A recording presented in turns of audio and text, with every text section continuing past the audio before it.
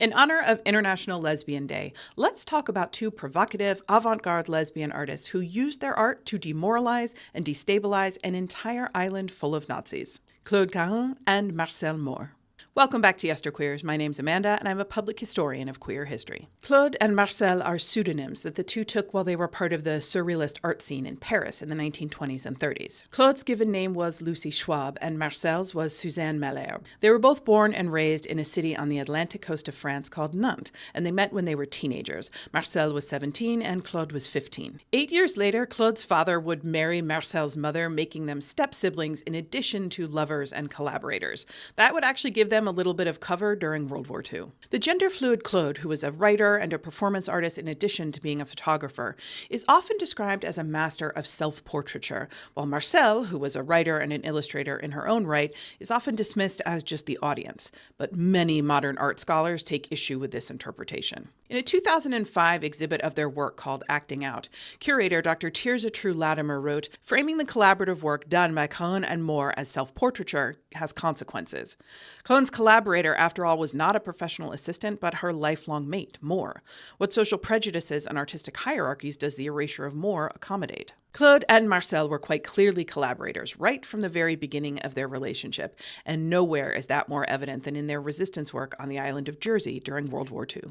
The two moved to Jersey from Paris in 1937. The open artistic and sexual atmosphere that had dominated Paris in the 20s was rapidly becoming hostile.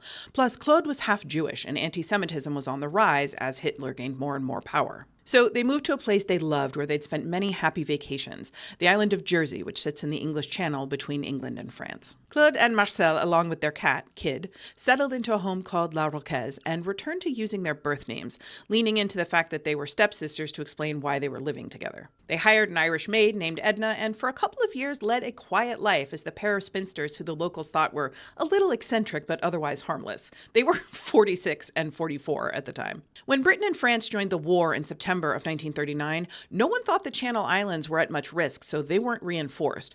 But it wasn't public knowledge that the islands were unarmed, so German intelligence analysts mistook photographs of farm trucks and castle ruins for troop carriers and fortifications. On the night of June 28, 1940, the Germans launched Operation Green Arrow and dropped 180 bombs on the utterly defenseless Channel Islands, while gunners fired endless rounds of bullets into the cities and the ports. By July 1st, Jersey and the other Channel Islands were occupied, streets swarming with boisterous German troops arriving from northern France. Claude and Marcel had decided to stay on Jersey rather than evacuate, but initially they did not agree on how to handle the occupation.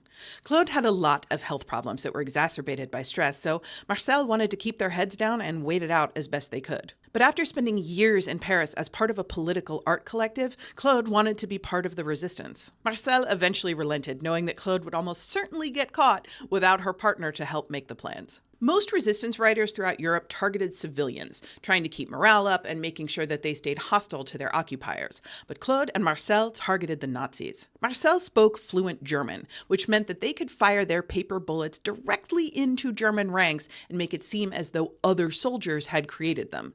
They basically planned and executed a successful psyop against their occupiers. They started small, writing the phrase "unend," which is German for without end, on empty cigarette packs and scrawling it on walls and rocks and fence posts. That phrase was the foundation of the message that they wanted to plant in the German soldiers' minds. There is no glory in this war without end. You're just going to die in the mud, so you should quit now. Eventually, they started typing up messages on pieces of scrap and cigarette papers and leaving them all over the island, including places like in German soldiers' pockets, because Marcel was an excellent reverse pickpocket. At first, they invented dozens of different author characters and wrote in their voices, but eventually they distilled their messages down to just one character, the soldier with no name, a disgruntled rank-and-file infantryman who urged his fellow soldiers to lay down their arms and go home. But they didn't restrict themselves to notes. Claude and Marcel also made a few grand gestures, including sneaking into the local church and hanging a giant banner above the altar that said, "Jesus is great, but Hitler is greater because Jesus died for people, but people die for Hitler." As the war dragged on and paranoia among the occupying Germans ratcheted up, thanks in large part to Claude and Marcel's work, the German secret police, known as the GFP, focused their energy on unmasking the soldier with no name. Claude and Marcel were finally arrested on July 25, 1944, after the GFP searched their home and found their radio, their typewriter, and a suitcase full of their supplies, some of their messages, and Claude's journal. Their plan, if they ever got caught, was to end their own lives, and both of them managed to ingest an overdose of a barbiturate called Gardinol, likely while they were being transported to the prison.